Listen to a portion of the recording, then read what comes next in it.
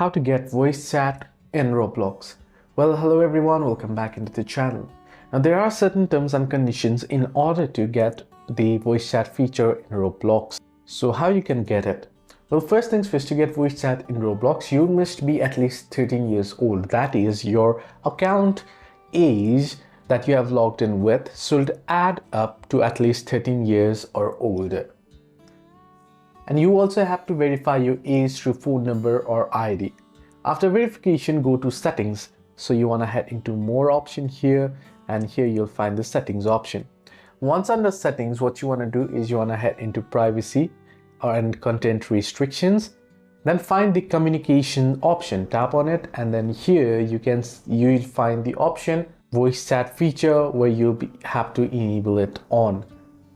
So hope this video was helpful. Do like and subscribe, and also do not forget to leave the comments down below as well.